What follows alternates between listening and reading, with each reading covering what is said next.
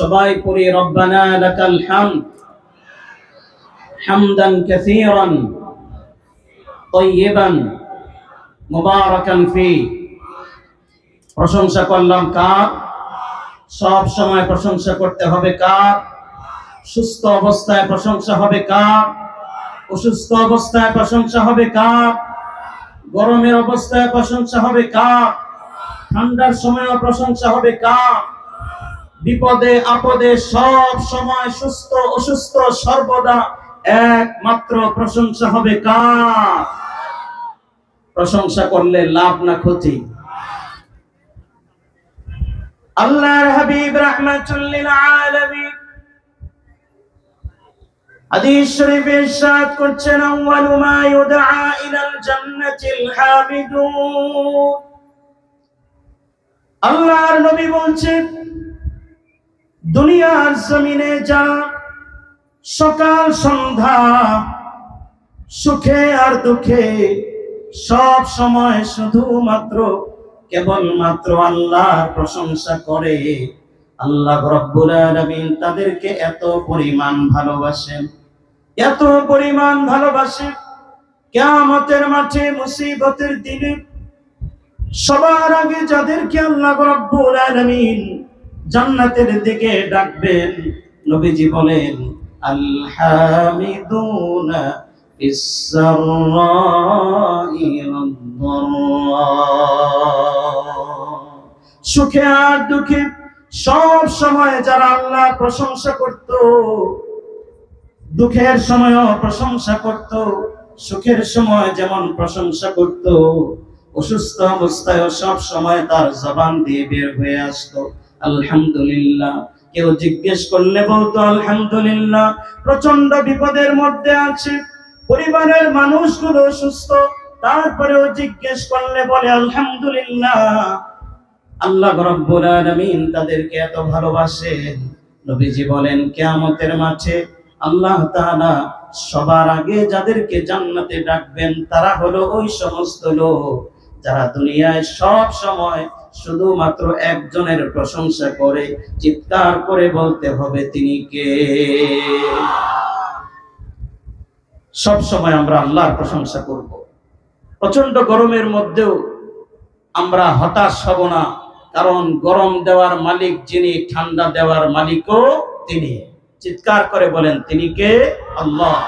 সপ্ত আকাশ আর সপ্ত জমিনের মালিক কে? আমার আপনার মালিক কে? সারা পৃথিবীর প্রতি ইঞ্চি জমিনের মালিক কে? গরম দেওয়ার মালিক কে? ঠান্ডা দেওয়ার মালিক কে? আল্লাহ। সামান্য 40 ডিগ্রি, 42 ডিগ্রি, 45 ডিগ্রি গরমে আমাদের অবস্থা কি হয়? 5 মিনিট আমরা রাস্তায় দাঁড়িয়ে থাকতে পারি না, 10 মিনিট দাঁড়িয়ে থাকতে পারি না। দৌড়ে গিয়ে ছায়ার নিচে দাঁড়াই, ফ্যানের নিচে বসি, এসি রুমের মধ্যে ঢোকার চেষ্টা করি, সামান্য এই গরম সহ্য করতে পারি না। আল্লাহ রাব্বুল আলামিন বলেন যে এই দুনিয়ার গরম তোমরা সহ্য করতে পারো না, আর হাসরের মাঠে গরমের কি অবস্থা হবে? যেই সূর্যটা এখন কোটি কোটি মাইল দূরে, সেই সূর্যটা হাসরের মাঠে তোমার মাত্র 1 মাইল কাছে চলে আসবে, মনে হবে যেন সূর্যটা মাথার সাথে লেগে আছে। আল্লাহর হাবিব বলেন কিয়ামতের মাঠে মুসিবতের দিনে কঠিন এক অবস্থা তৈরি হয়ে যাবে। বাবা দৌড়াতে থাকবে, মা দৌড়াতে থাকবে, কেউ কারো দিকে তাকানোর সময় পর্যন্ত পাবে না। হাজার হাজার কোটি কোটি মানুষ হাসরের মাঠে দৌড়াতে থাকবে। হযরত আদম থেকে শুরু করে আল্লাহর হাবিব পর্যন্ত সমস্ত নবীরা পর্যন্ত হয়রান হয়ে যাবে। সমস্ত নবী, সাহাবী, ওলিয়া উলিয়ায়ে কেরাম, উলামায়ে কেরাম সব পেরেশান হয়ে দৌড়াতে থাকবে। সূর্যটা মাথার কাছে যখন চলে আসবে, এমন অবস্থা তৈরি হয়ে যাবে, মাথার ভিতরের মগজগুলো টকবক করে ফুটতে থাকবে। ভাত ভাতের মার হয়ে যাওয়ার পর যেভাবে টকবক করে ফুটতে থাকে, মানুষের মগজ এভাবে ফুটতে থাকবে। মগজগুলো কারো কান দিয়ে বের হবে, কারো নাক দিয়ে বের হতে থাকবে, আর মাটির নিচের জমিনটা একেবারে তামা হয়ে যাবে। এমন কঠিন অবস্থার মধ্যে দুনিয়ার কেউ কারো কথা স্মরণ করার সময় পাবে না। দুনিয়ার সবচেয়ে কাছের বন্ধু পর্যন্ত পরিচয় দিবে না। কলিজার টুকরা সন্তান পর্যন্ত বাবাকে দেখে পালাতে থাকবে। আল্লাহ রাব্বুল আলামিন বলেন, ইয়াউমা ইয়াফিরুল মারউ মিন আখিহি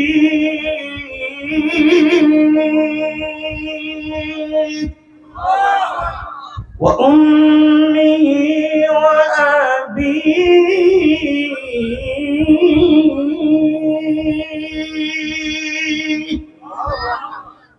চরম বাস্তবতার কথা আল্লাহ পাক তুলে ধরছেন কোরআন কারীমে। আল্লাহ রাব্বুল আলামিন ডাক দিয়ে বলছেন, বান্দারে মনে রাখবে, দুনিয়ার কোনো বন্ধুত্ব চলবে না যেই বন্ধুকে ছাড়া তুমি একদিন থাকতে পারো না। বন্ধুর খবর না নিলে তোমার রাত কাটে না। মনে রাখবে, সেই বন্ধু কিয়ামতের মাঠে কিলোমিটারের পর কিলোমিটার দূরে থাকবে, এক মুহূর্তের জন্য তোমার দিকে তাকাবে না। এমনকি এমন অবস্থা হবে, সন্তানকে পেছন দিকে বাবা ডাক দিবে, ডাক দেওয়ার পরে সন্তান পেছনে তাকিয়ে দেখবে বাবা দাঁড়িয়ে আছে। বাবা ডাক দিয়ে বলবে, ওগো আব্দুল্লাহ, এদিকে আসো। সন্তান বলবে, কে আপনি? বাবা অবাক হয়ে তাকিয়ে বলবে, সন্তান রে, আলা তারিফুনি, তুমি কি আমাকে চিনতে পারছো না? আমি না তোমার বাবা? সন্তান ডেকে বলবে, আমি বাবাকে চিনি না, হাসরের মাঠে আমি কাউকে চিনি না। ওই যে দেখেন জাহান্নাম দাঁড়িয়ে আছে, কত বড় হা করে দাঁড়িয়ে আছে, মনে হয় গোটা হাসরের মাঠের সব মানুষ খেয়ে ফেলবে। আরেকদিকে মা ডাকতে থাকবে, যেই মা 10 মাস 10 দিন পর্যন্ত সন্তানকে পেটে ধারণ করেছে, সেই সন্তান মাকে পর্যন্ত ভুলে যাবে। কত আদর করে মা আমাদেরকে বড় করেছে। আমার ভাইয়েরা, ছোট্ট একটি উদাহরণ দিই। কয়েক বছর আগে ইন্দোনেশিয়ায় একটি বিরাট ভূমিকম্প হলো। ভূমিকম্প হওয়ার পর, বিল্ডিং ভেঙে পড়ার পর মা এবং সন্তান বিল্ডিং এর নিচে চাপা পড়ে গেল। 1 সপ্তাহ পর উদ্ধার কর্মীরা বিল্ডিং এর নিচ থেকে মা এবং সন্তানকে উদ্ধার করলো। আল্লাহর কি কুদরত! 1 সপ্তাহ পর উদ্ধার কর্মীরা দেখে মাও বেঁচে আছে, সন্তানও বেঁচে আছে। আল্লাহু আকবার! বাঁচানোর মালিককে। 1 সপ্তাহ পর সন্তান এবং মাকে উদ্ধার করে হসপিটালে নিয়ে যাওয়া হলো। নিয়ে যাওয়ার পর মাকে ডাক্তার সাহেবরা জিজ্ঞেস করলেন, মা, আপনি বেঁচে আছেন, আপনার ছোট্ট সন্তানটা কিভাবে বেঁচে আছে? মা চোখের পানি ছেড়ে দিল। ডাক্তার তাকিয়ে দেখে মায়ের ডান হাতের 5টি আঙ্গুল এবং বাম হাতের 5টি আঙ্গুল, আঙ্গুলের সবগুলো মাথা কাটা, সবগুলো মাথা কাটা।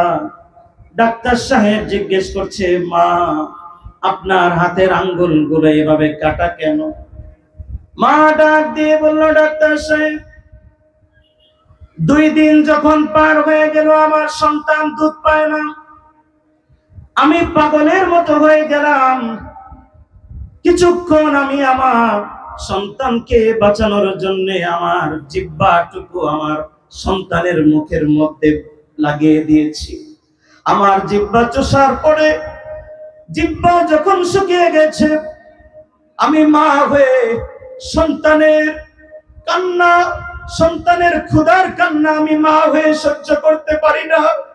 একটা সময় সহ্য করতে না পারে সন্তানকে বাঁচানোর জন্য আমার ডান হাতের শাহাদাত আঙ্গুলটা কামড় দিয়ে আমি ছিঁড়ে ফেলেছি। আল্লাহু আকবার। ডান হাতের আঙ্গুলটা ছিঁড়ে ফেলেছি। সেখান থেকে রক্ত বের হওয়ার পর আমি আমার সন্তানকে আমি রক্ত পান করিয়েছি। ডান হাতের রক্ত খাওয়ার পর সন্তান কিছু সময়ের জন্য কান্না থেমে গেল। কান্না থেমে যাওয়ার পর আমি আমার সন্তানকে ঘুম পাড়িয়ে দিয়েছি।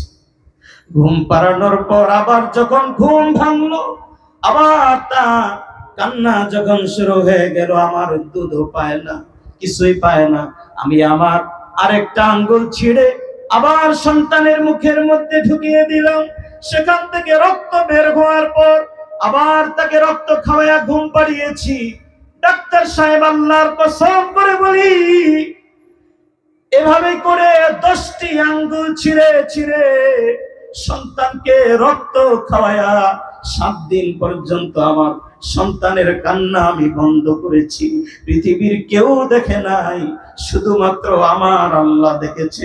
চিৎকার করে বলি আল্লাহু আকবার। মায়ের অন্তরের ভেতরে, মায়ের কলিজার ভেতরে এই দুর্বিনীত মোহাব্বত যিনি দান করেছেন, চিৎকার করে বলতে হবে তিনি কে? এত মোহাব্বত যেই মা করে, এত মোহাব্বত করার পরেও মা কিয়ামতের মাঠে সন্তানকে চিনবে না, সন্তান মাকে চিনবে না। আবার ভাইয়েরা, এমন গরম পড়বে, সেদিনের গরম থেকে বাঁচার জন্য কোনো ফ্যান থাকবে না, কোনো এসি থাকবে না। সেদিন আমার আল্লাহ ডাক দিয়ে বলেন, সেদিন আমি আল্লাহ যদি রক্ষা না করি, দুনিয়ার কোনো মানুষের পক্ষে বাঁচা সম্ভব হবে না। ঠিক না বেঠি? এজন্য আল্লাহ পাক ডাক দিয়ে বলছেন, ইল্লা মা রাহিমাল্লাহ,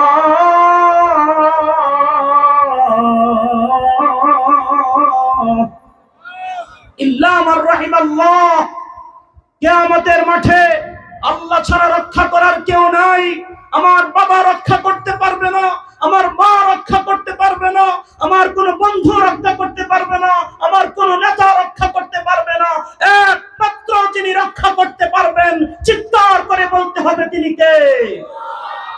লিল্লাহি তাকবীর, লিল্লাহি তাকবীর। সুতরাং জীবন যদি দিতে হয়, জীবন যদি কোরবান করতে হয়, আমার গোটা জীবনকে যদি উৎসর্গ করতে হয়, শুধুমাত্র আসমানের মালিক, আরশের মালিক, 7 আসমানের মালিক, 7 জমিনের মালিক মহান আল্লাহ রাব্বুল আলামিনের জন্যই শুধুমাত্র আমার জীবনকে উৎসর্গ করে দিতে কে কে প্রস্তুত রয়েছে? 2 হাত তুলে আল্লাহকে দেখাই। লিল্লাহি তাকবীর, লিল্লাহি তাকবীর।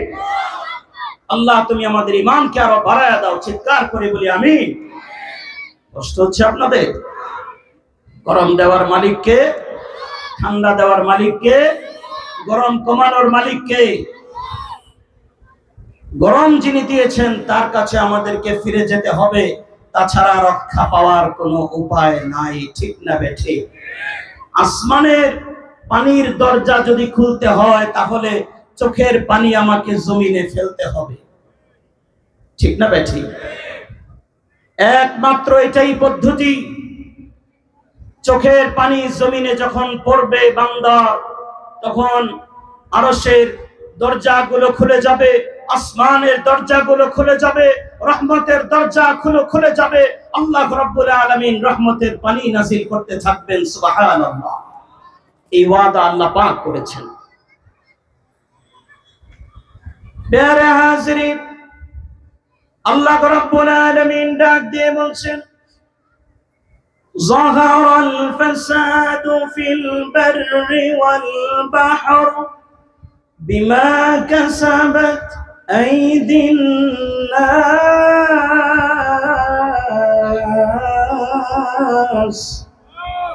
আল্লাহ বলছেন, গোটা পৃথিবীতে যত বিপর্যয় দেখা যাচ্ছে, জলে এবং স্থলে, সমস্ত বিপর্যয় হলো মানুষের হাতের কামাই। ঠিক না বেঠি? হাতের কামাই। কার কথা? আল্লাহ। বিমা কাসাবাত আইদিন নাস। আজকে এইভাবে বাংলাদেশে গরম পড়বে গত 10 বছর আগে আমরা কল্পনাও করি নাই। এক বৃষ্টি দিয়া দুবাইকে আল্লাহ ডুবাইয়া দিবেন। দুবাইয়ের মানুষ 2 দিন আগেও কল্পনা করে নাই পৃথিবীর এরকম একটি দামি একটি কান্ট্রি, পৃথিবীর এত দামি এত পাওয়ারফুল একটি কান্ট্রিকে 1 ঘন্টার বৃষ্টিতে আল্লাহ পাক ডুবাইয়া দিবেন, তারা কল্পনাও করে নাই। তাইওয়ানের মতো এরকম আধুনিক একটি রাষ্ট্রকে মাত্র 1 ঘন্টার ভূমিকম্প, 1 মিনিটের ভূমিকম্পে হাজার হাজার বিল্ডিং কে আল্লাহ পাক ধসিয়ে দিবেন, তারা কল্পনা করে নাই। তুরস্কের মতো এরকম একটি পাওয়ারফুল রাষ্ট্রের মাত্র 40 সেকেন্ডের ভূমিকম্পে হাজার হাজার বিল্ডিং মাটির সাথে মিশে যাবে, তারা কল্পনাও করে নাই। আল্লাহ পাক দেখিয়ে দিলেন সব ক্ষমতার মালিক একমাত্র কে? আল্লাহ। কয়েক বছর আগে ছোট্ট একটি করোনা, যেটা কেউ চোখেও দেখে নাই, ছোট্ট একটি করোনা আল্লাহ পাক পাঠিয়ে দিলেন। এক করোনার সামনে পৃথিবীর সব super power, America, Russia, France, Italy, সব ছোট্ট একটি করোনা আল্লাহর দেওয়া ছোট্ট একটি সৈনিকের সামনে পৃথিবীর সব সুপার পাওয়ার মাথা নত করতে বাধ্য হয়েছে। ঠিক না বেঠে? এক করোনার ধাক্কায় 70 বছর পর্যন্ত যে আমেরিকাতে আযান হয় নাই, সেই আমেরিকাতে আযান চালু হয়ে গেছে। যে ফ্রান্সে 50 বছর পর্যন্ত আযান হয় নাই, সেই ফ্রান্সে আযান চালু হয়ে গেছে। আল্লাহ রাব্বুল আলামিন করোনার এক ধাক্কায় দেখিয়ে দিয়েছেন। ঠিক সেই দিন বেশি দূরে নয়, বাবরি মসজিদেও একটি ধাক্কা আসবে, সেখানে মন্দির ভেঙে সেখানে আবার মসজিদ হবে, আবার মসজিদ হবে। ঠিক না বেঠে? ঠিক না বেঠে? লিল্লাহি তাকবীর। মসজিদ হবেই হবে, সবগুলো ইট ভেঙে টুকরো টুকরো করে আবার মসজিদ হবে, আবার মসজিদ হবে। বলি ইনশাআল্লাহ। সব ক্ষমতার মালিক কে? আরো জোরে বলতে হবে কে? আলা ইন্নাল কুওয়াতা লিল্লাহি জামিআ।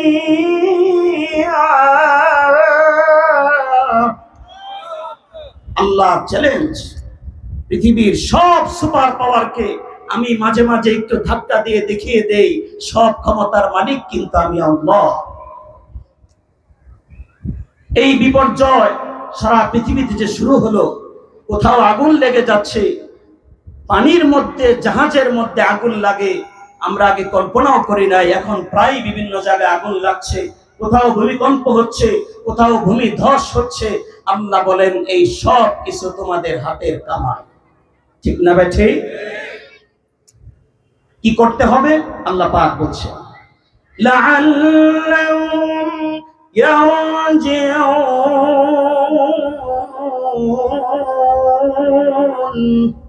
আল্লাহ বলেন তোমাদেরকে ফিরে আসতে হবে। আমি আল্লাহর রহমতের দুয়ারে তোমাদেরকে ফিরে আসতে হবে। যদি ফিরে আসো, দিনে আসো, রাতে আসো, যখনই আমি আল্লাহর কাছে ফিরে আসবে, আমি আল্লাহ তোমাদের জিন্দেগির গুনাহগুলো মাফ করে দিয়ে আমি আল্লাহ তোমাদের উপর রহমতের বৃষ্টি নাজিল করব, তোমাদের জিন্দেগির গুনাহগুলো মাফ করে দিব। সুবহানাল্লাহ। আমার ভাইয়েরা, আল্লাহ রাব্বুল আলামিন সূরা নূহের 10 নম্বর আয়াতে ইরশাদ করছেন, বিপর্যয় যখন আসবে, প্রচন্ড গরম যখন পড়বে, প্রচন্ড খরা শুরু হয়ে যাবে, সারা পৃথিবীর সমস্ত মুসলমান সবাই মিলে আমি আল্লাহর কাছে ইস্তেগফার করবে, আমি আল্লাহর কাছে ক্ষমা চাবে। ক্ষমা যদি চাও, আমি আল্লাহ ওয়াদা দিলাম তোমাদেরকে আমি আল্লাহ ক্ষমা চাওয়ার সঙ্গে সঙ্গে তোমাদেরকে মাফ করে দিব। সুবহানাল্লাহ। মাফ করে দিয়ে ইউরসিলিস সামাআ আলাইকুম মিদরারা, আমি আল্লাহ তোমাদের উপরে রহমতের বৃষ্টি নাজিল করব। 2 নাম্বার, ওয়ায়ুমদিদকুম বিআমওয়ালিন ওয়া বানিন, আমি আল্লাহ তোমাদের রিজিকের মধ্যে বরকত দান করব, কামাইয়ের মধ্যে বরকত দান করব। তুমি চাকরি করো কিংবা ব্যবসা করো, আমি আল্লাহ তোমাদের মধ্যে বরকত দান করব। শর্ত হলো ইস্তেগফার করতে হবে, মন থেকে আমি আল্লাহর কাছে তওবা করতে হবে। 3 নাম্বার হলো আমি আল্লাহ তোমাদেরকে হাসরের মাঠে জান্নাতি হিসাবে ঘোষণা দান করব। সুবহানাল্লাহ। কয়টা পুরস্কার দান করবেন বলেন তো? কয়টা? 3টা। আরো জোরে বলেন কয়টা? আমল করতে হবে কয়টা? একটা। ইস্তেগফার করতে হবে বেশি বেশি, আল্লাহর কাছে ক্ষমা চাইতে হবে, অন্তরের গভীর থেকে আল্লাহর কাছে ইস্তেগফার করতে হবে, মাফ চাইতে হবে। আমরা সবাই এই আযাব এবং গজব থেকে রক্ষার জন্য আল্লাহর কাছে সবাই মাফ চাবো, বলি ইনশাআল্লাহ। হাত উঠায় বলি ইনশাআল্লাহ। আল্লাহ তুমি আমাদেরকে মাফ করে দাও। যত মানুষ এখন আমিন বলবে, আল্লাহ সবার আমিনকে তুমি কবুল করে নাও। আল্লাহ আমাদের জিন্দেগীর গুনাহগুলো মাফ করে দিয়ে আমাদের উপর রহমতের বৃষ্টি নাযিল করো। আল্লাহ আল্লাহ তুমি আমাদের কামাইয়ের মধ্যে বরকত দান করো। হে আল্লাহ আমাদেরকে তুমি জান্নাতি হিসাবে কবুল করে নাও। আমিন। সারা বাংলাদেশে বৃষ্টির জন্য কিন্তু দোয়া হচ্ছে, সারা বাংলাদেশে দোয়া হচ্ছে। আগামীকাল আমরাও মাঠে আমরা দোয়া করব, মাদ্রাসার মাঠে সকাল 8টায় সালাতুল ইস্তিসকা আমরা পড়ব। যাদের সম্ভব হয় আমরা বৃষ্টির এই নামাজের মধ্যে আমরা শরীক হব বলে ইনশাআল্লাহ। নবীরা বৃষ্টির জন্য দোয়া করেছেন, নামাজ পড়েছেন। বিশ্বনবী নামাজ পড়েছেন, মসজিদ নববী থেকে বের হয়ে বাহিরের চত্বরে দাঁড়িয়ে হযরত আবু বকর, হযরত ওমর, হযরত ওসমান, হযরত আলীর মতো বড় বড় সব সাহাবীদেরকে নিয়ে, বদরি সাহাবীদেরকে নিয়ে নামাজ পড়েছেন বৃষ্টির জন্য। হযরত মুসা আলাইহিস সালাম নামাজ পড়েছেন। মুসা আলাইহিস সালাতু ওয়াস সালাম বৃষ্টির জন্য নামাজ পড়বেন, তো বনি ইসরাইল লোকদেরকে নিয়ে বের হয়েছেন। বনি ইসরাইলে বৃষ্টি হয় না অনেক দিন। হাজার হাজার মানুষ এসে মুসা আলাইহিস সালামকে ধরলেন, আপনি দোয়া করেন, আপনি যদি সালাতুল ইস্তিসকা পড়েন তাহলে ইনশাআল্লাহ আল্লাহ বৃষ্টি দান করবেন। হযরত মুসা আলাইহিস সালাম বনি ইসরাইলে প্রায় লক্ষাধিক মানুষ নিয়ে দাঁড়িয়ে গেলেন সালাতুল ইস্তিসকা পড়ার জন্য, বৃষ্টির জন্য নামাজ আদায় করবেন। নামাজে দাঁড়ানোর পর নামাজ শেষ করলেন। নামাজ শেষ করার পরে সবাইকে নিয়ে দোয়া করলেন, দীর্ঘ সময় দোয়া করলেন। বনি ইসরাইলে আল্লাহ রাব্বুল আলামিন প্রায় 70,000 নবী প্রেরণ করেছেন। সুবহানাল্লাহ। 70,000 নবীর মধ্যে গোটা বনি ইসরাইলের শ্রেষ্ঠ নবী হলেন হযরত মুসা আলাইহিস সালাম। লম্বা দোয়া করলেন, দোয়া করার পরেও বৃষ্টি হলো না। বৃষ্টি না হওয়ার পর এলাকার লোকজন এসে বললেন, ওগো মুসা, আপনি আল্লাহর পয়গম্বর, আপনি দোয়া করার পরেও বৃষ্টি হলো না, কারণ কি?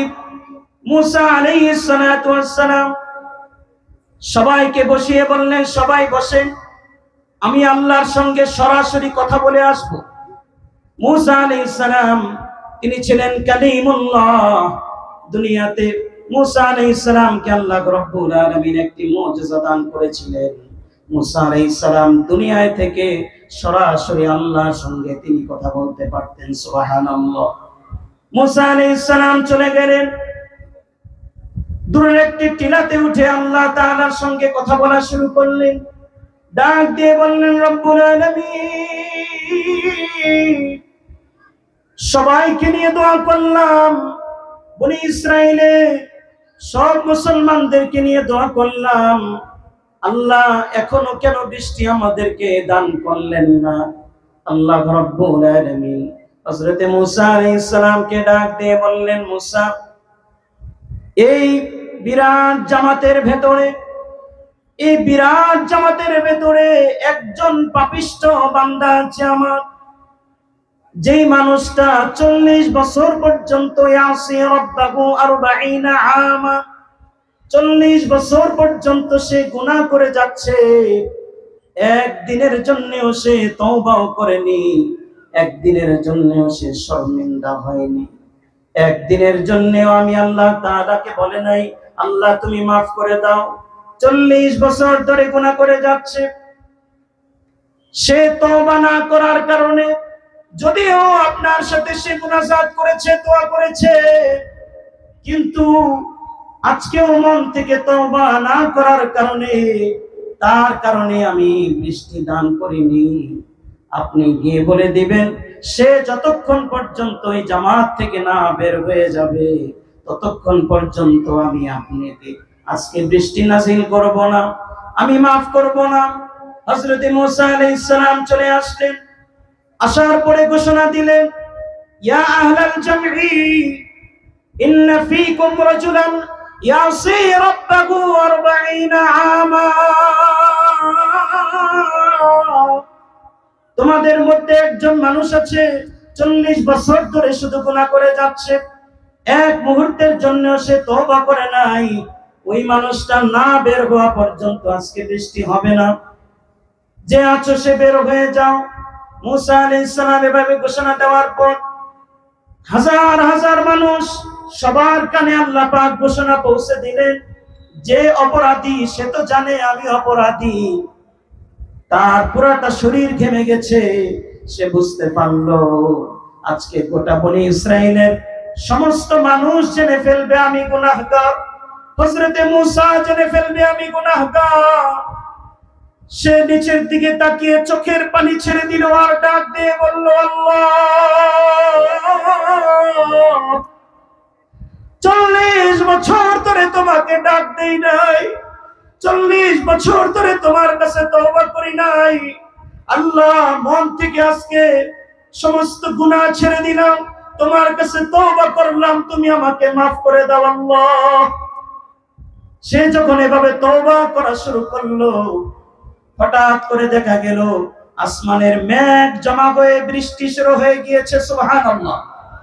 হযরত মুসা আলাইহিস সালাম আবার চলে গেলেন, ডাক দিয়ে বললেন, রব্বুল আলামিন কিছুই বুঝলাম না, কেউ তো এই জামাত থেকে বের হয় নাই, কিন্তু বৃষ্টি কিভাবে শুরু হয়ে গেল?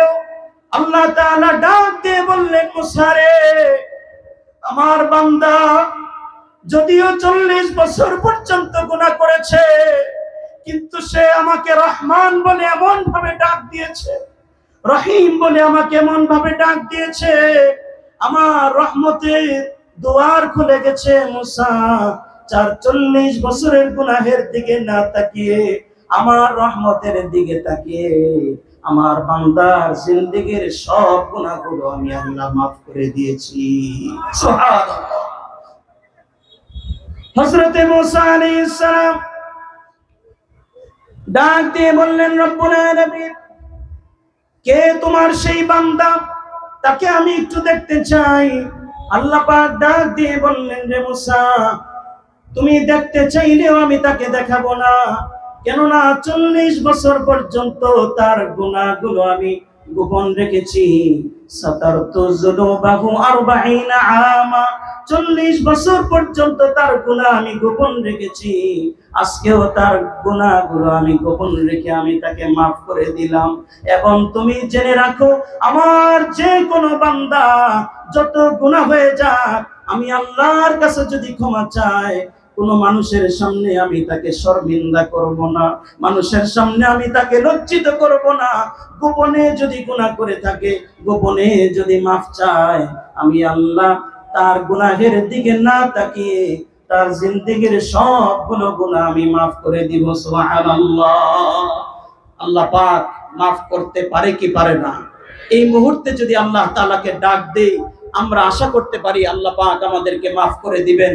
আমরা প্রাণ ভরে অন্তরের ভেতর থেকে আল্লাহ তাআলাকে ডাক দিয়ে বলি, আল্লাহু আকবার, আল্লাহু আকবার, আল্লাহু আকবার। আল্লাহ তুমি আমাদের জিন্দেগীর গুনাহগুলো মাফ করে দাও। জাহান্নামের কথা আমরা স্মরণ করি আর গুনাহের কথা একটু স্মরণ করে আল্লাহর কাছে তওবা করি। ইনশাআল্লাহ আমরা যদি গুনাহ থেকে মাফ চাইতে থাকি, আল্লাহ তাআলা আমাদেরকে মাফ করবেন। বড় বড় আলেম ওলামারা, সাহাবায়ে কেরাম থেকে শুরু করে নবী করিম সাল্লাল্লাহু আলাইহি ওয়াসাল্লাম থেকে শুরু করে সাহাবায়ে কেরাম, আউলিয়া কেরাম, উলামায়ে কেরাম সবাই সব সময় নিজেদের গুনাহের কথা স্মরণ করে, নিজেদের গুনাহের কথা স্মরণ করে, নবীদের তো আর গুনাহ নেই, সবাই নিজেদের গুনাহের কথা স্মরণ করে করে আল্লাহ তাআলার কাছে মাফ চাইতেন আর বলতেন, আল্লাহ তুমি আমাকে মাফ করে দাও। যে কোনো সময় আল্লাহ তাআলার কাছে মাফ চাইতেন, সব সময় মাফ চাইতেন। হযরত রাবিয়া বসরি রাহমাতুল্লাহি আলাইহা, ওনার একটি ঘটনা 1 মিনিটে বলে ফেলি। হযরত রাবিয়া বসরিয়া রাহমাতুল্লাহি আলাইহা তিনি একদিন এক আত্মীয়র বাড়িতে গিয়েছেন, আত্মীয়র বাড়িতে দাওয়াত দিয়েছেন। উনি অনেক বড় একজন বুজুর্গ ছিলেন, মহিলা হয়েও অনেক বড় একজন বুজুর্গ ছিলেন। সব সময় তিনি দিনে রাতে ইবাদত করতেন। রাবিয়া বসরিয়া রাহমাতুল্লাহি আলাইহি এক মেহমান, ওনার আত্মীয়র বাড়িতে মেহমান হলেন। মেহমান হওয়ার পর, আত্মীয়র বাড়িতে যাওয়ার পর ওনারা ওনাকে গোশত খাওয়ানোর জন্য গোশত ভাজা শুরু করলেন। মুরগির গোশত ভাজার জন্য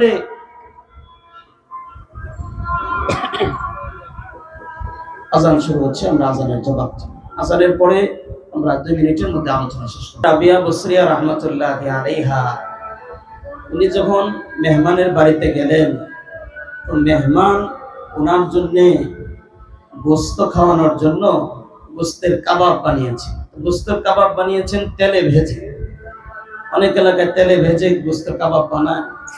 তো তেলে ভাজা গোশত দেওয়ার পর রাবিয়া বসরিয়া রাহমাতুল্লাহি আলাইহা ওনার সামনে যখন গোশত রাখা হলো, রাখার পরে উনি কান্না শুরু করলেন।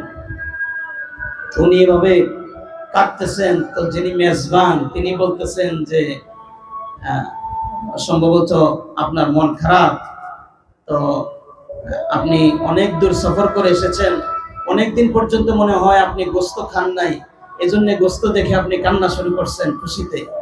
তো রাবিয়া বসরিয়া রাহমাতুল্লাহি আলাইহা বললেন যে না, গোশত দেখে আমি কান্না শুরু করি নাই, গোশত দেখার পরে কান্না করতেছি না, বরং আমি চিন্তা করতেছিলাম যে মুরগিটাকে তেলের মধ্যে ভাজা হয়েছে, এই মুরগিটাকে ভাজার আগে তো তাকে জবাই করা হয়েছে। যখন তাকে তেলের মধ্যে ভাজা হলো তখন তো সে টেরই পায় নাই, কারণ তাকে তো আগেই জবাই করা হয়েছে। অনেক আগে জবাই করার পর, তার চামড়া ছেলার পর, তার রুহু বের হয়ে যাওয়ার পর তাকে তেলে চুবানো হয়েছে। তাকে যে ভাজা হয়েছে তার তো কোনো কষ্ট হয় নাই। আর আমি চিন্তা করছিলাম, আল্লাহ রাব্বুল আলামিন যে বলেছেন যে ফেরেশতারা জাহান্নামের মধ্যে জীবিত মানুষদেরকে টেনে টেনে নিয়ে যাবে, আর টেনে টেনে নিয়ে যাওয়ার পর জাহান্নামের মধ্যে যখন ফেলা হবে, সরাসরি আমরা জীবিত থাকা অবস্থায় যখন জাহান্নামের আগুনের মধ্যে ফেলা হবে, এই রূহ থাকা অবস্থায় আমরা এভাবে মুরগির মতো ভাজা হয়ে যাব, আমাদের রূহ বের হবে না। কিন্তু আমাদের কি অবস্থা হবে, ওই অবস্থা যখন বারবার আমার চিন্তা আসছিল, আমি আপনার এই গোশতের দিকে তাকিয়ে আমার সেই ঘটনা মনে পড়ছিল, সেই অবস্থা মনে পড়ছিল, আর চোখের পানি আমি ধরে রাখতে পারছিলাম না। হযরত রাবিয়া বসরিয়া রাহমাতুল্লাহি আলাইহি খাবার সামনে আসার পরে তিনি চিন্তা করছেন যে কিয়ামতের মাঠে কি অবস্থা হবে, জাহান্নামে কি অবস্থা হবে। আমার ভাইয়েরা, ওনারা এমনই ছিলেন। আমাদেরকেও সব সময় যেখানেই থাকি, বাড়িতে থাকি, বাহিরে থাকি, সব সময় আমাকে চিন্তা করতে হবে, আমাকে কিন্তু একদিন আল্লাহর সামনে দাঁড়াতে হবে, একদিন কিন্তু আমাদেরকে একজনের কাছে ফিরে যেতে হবে। চিৎকার করে বলেন, যার কাছে আমরা ফিরে যাব তিনি কে? আল্লাহ। সুতরাং আমরা সেই দিনের কথা স্মরণে রাখবো। সব সময় একটা মিথ্যা বলার আগে স্মরণে রাখবো আমাকে এর জবাব দিতে হবে। 1 টাকা ঘুষ খাওয়ার আগে আমি চিন্তা করব আমাকে জবাব দিতে হবে। 1 টাকা সুদ খাওয়ার আগে আমাকে জবাব দিতে হবে। আমাকে কিন্তু হাসরের মাঠে জবাব দিতেই হবে। আমি যদি বড় আরেকজনের হক নষ্ট করি, 1 টাকার হকও যদি আমি নষ্ট করি, কাল হাসরের মাঠে কিন্তু আমাকে জবাব দিতে হবে। এই চিন্তা যদি আমি করি, তাহলে ইনশাআল্লাহ আমার আপনার দ্বারা গুনাহ হওয়া অনেক কঠিন হয়ে যাবে। ঠিক না ঠিক? আল্লাহ রাব্বুল আলামিন সব সময় আমাদেরকে পরকালের চিন্তা সামনে রেখে গুনাহ থেকে বেঁচে থাকার তৌফিক দান করেন এবং সব সময় বেশি থেকে বেশি ইস্তিগফার করার তৌফিক দান করেন। সবাই পড়েন আস্তাগফিরুল্লাহ, আস্তাগফিরুল্লাহ, আস্তাগফিরুল্লাহ। সংক্ষিপ্ত ইস্তিগফার। তো সাইয়্যিদুল ইস্তিগফার পড়তে পারেন, কিংবা আরো অনেক ইস্তিগফার হাদিস শরীফ এসেছে, তা আমরা সংক্ষিপ্ত ইস্তিগফার অন্তত দিনে 100 বার পড়ব বলি ইনশাআল্লাহ। আল্লাহ রাব্বুল আলামিন আমাদেরকে কবুল করেন, আল্লাহ আমাদেরকে আমল করার তৌফিক দান করেন।